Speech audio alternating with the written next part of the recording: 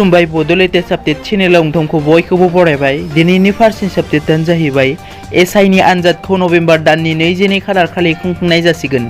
थांनाय 20 सेप्तेम्बर खालि रायजोआरि थाखोनि एसआइ आनजादनि सोंथि बिलाइया समाजारि बिजोङाव भाइरेल जानानै केन्सेल जानायनि थाखाय खुंफुंनो हानाय जायाखैमोन।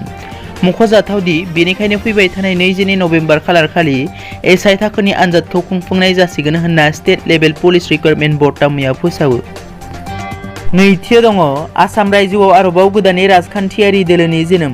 सिएएनि बेरेखा सोमावसारनाय कृषक मुक्ति संग्राम समितिया जोबथायाव गावनि राजखान्थि दोलोखौ दाफुंबाय। बे राजखान्थि दोलोखौ केएमएसएस आरो सिएएनि बेरेखा खालामनाय मोन 7 हानजाया दादों। बे गोदान हानजानि मुङानो जादों रायजो दल।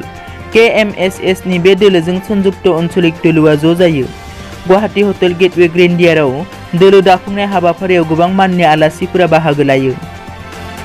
थामथियाव दङ खौरां दैसायाव दुगैनो थांनाय 3 गथ'सा गबोदों।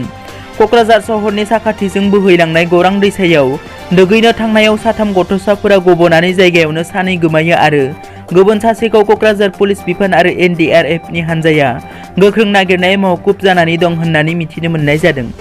जि गोमानाय गथ'साफोरा फारियै 15 बोसोर बैसोनि सिजन बर्मन, 14 बोसोर बैसोनि शिबा बर्मन आरो 12 बोसोर बैसोनि मनजन बर्मन। क'क्राझार पुलिस थानानि बिबानगिरि बि बसुमतारिया मिथिहोनाय बादिब्ला खौरां दैसायाव बेबादिनो दैयाव गबना जिउ गोमानाय जाथाया खनले जाबाय थायो होननानै बुङो।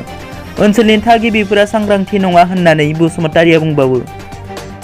ब्रैथियाव दङ कार्बि आंलंआव खोमसि फोथायनायनि जाउनाव 2खौ बुथारना गोदोना दानस'दों। कार्बि आंलं जिल्लायाव मोनसे खास्रि बिस्रि आरो सोंखारि जाथाव जाथाया जालाङो। कार्बि आंलं जिल्लानि दकमुका थानानि सिङाव थानाय लांहिनि रहिमपुर गामिनि माखासे सुबुंफोरा दायना सन्देहआव 2 सुबुंखौ खास्रि बिस्रियै बुथारो। खौरां मोननाय बादिब्ला गामिनिनो सासे हिन्जावसाया थांनाय साननि सोनिफ्रायनो गुवाहाटीयाव फाहामथाय लागासिनो दंमोन। नाथाय सानथाम सिगांसो हिन्जावसाया जिउ खोमायो आरो बुधबारखालि हिन्जावसानि समाजारि नेम खालामबाय थानाय समावनो गामिनि गुबुन सासे हिन्जावसाया मोदाय हमदों होनना बुंनानै गामिनि रमाबाती हालुवा मुंनि आइजोआ दायना होनना बुङो। बेनि उनावनो गामिनि सुबुंफोरा रमाबातीखौ हमनानै बुथारदों होनना फोरमायदों। बे जाथाय जाबाय थानाय समावनो गामिनि सासे फोरोंगिरिया होबथानायाव बेखौबो हमनानै नायगार बुथारदोंमोन होननानै अजद होदों। बाथियाव दङ जब कार्ड जाख्ल'नायनि बेरेखा UPPLनि बिटिआरआव धरना।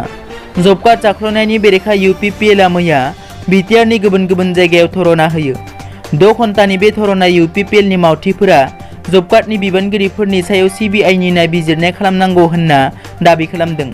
29 नं सुक्लाय सेरफां बियाबाव सुक्लाय सेरफां ब्लक UPPLनि बानजायनायाव गान्धी जयन्ती फालिनायजों लोगोसे बेजों लोब्बा लाखिनानै महात्मा गान्धी अहिंसा खान्थिजों 6 घन्टा हुस्रिखावनाय धरना हाबाफारि लादों।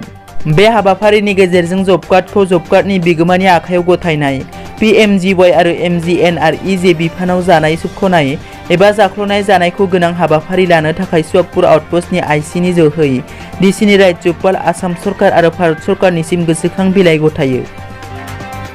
6थियाव दङ 7 अक्ट'बराव BKWACआ जानो हासिगौ। धेमाजि जिल्ला खौसेथि बर' सुबुं आफादनि बानजायनायाव बिटिआरनि बायजोआव थानाय बर'फोरनि थाखाय बर' कसारि वेलफेयार अट'नमास काउन्सिल दाफुंनायनि सायाव रोंगौसा मेलनि गेजेरजों गुवारै सावरायनाय जायो। धेमाजि जिल्लानि सिङाव थानाय गासै माहारियारि आफादफोर आरो रोंगौसाफोर नुजाथिनाय बे मेलाव बाहागो लाफैयो रतन बसुमतारी, लेङाइ आफादगिरि UPPO, प्रितमबर ब्रह्म, बुंथिगिरि UPPO आरो सुकेशर गयारी, नेहाथारि UPPO आरो गोबां माहारियारि आफाद। दिनैनि रादाबा एसेनोसै। नोंथांमोना जुदि आंनि चेनेलखौ दासिमबो साबस्क्राइब खालामाखै, अन्नानै साबस्क्राइब खालाम। गोजोन्थों।